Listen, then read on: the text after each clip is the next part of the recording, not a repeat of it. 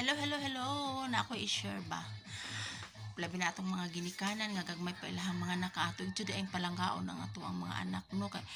kay puhon grabe di gina sila di gina sila makalimot sa tuaw ila sa itang palanggaon kung kita na puhon mga tigulang na ta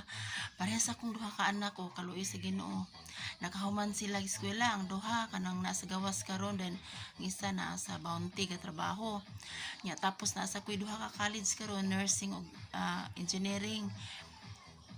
Grabe, di man gyud basta-basta ang nursing. Dako, may kay gasto, my goodness. Kanang malipay, di ko kaya kung kalipay kanang ting tuition, nabitaw nga moingon din ako isa ka anak ama. Ayun ang problema ha, ang tuition, ako'y bayad karon nga karon nga, tingnan ba, exam nila, ako'y bayad nga na bitaw so ang amo sa kong bana is kanan nilang mga allowance sa adlaw-adlaw nga pagkaon sa kong anak okay ning akong engineering kay naaman sa muswan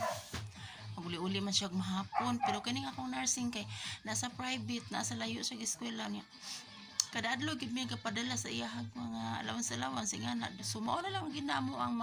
kuan kay ang mga tuition niya kay iyahan ang mga magulang mao nga kita magpasalamat kay di ay ta sa Ginoo nga natin mga anak nga mga buotan ug ato pud lang pindi ra pud sa ginikanan tarungon po nato sila dala kay kana sila dili po gina sila mo talikod sa tuwa o maghuna-huna gid na sila kung unsay ato ang makawadon kung kita na may manginahanglan sa bahalag na kami karap-karap ni sa kalisod pero ang ako bitaw yung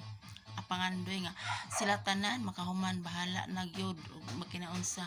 halag wa sa tay tarong balay ani nga na pobre kay ta basta nga kung mahuman atong mga anak makauna-una man ta nga no bisan sa tong kapobre pero ato gid silang napahuman ug asa ka tanang muhag kanang ganong nakapahuman nato sila nga lisod man ta so ingana bitaw mura to ko mga master guys salamat sa pagtanaw lipay lang ko.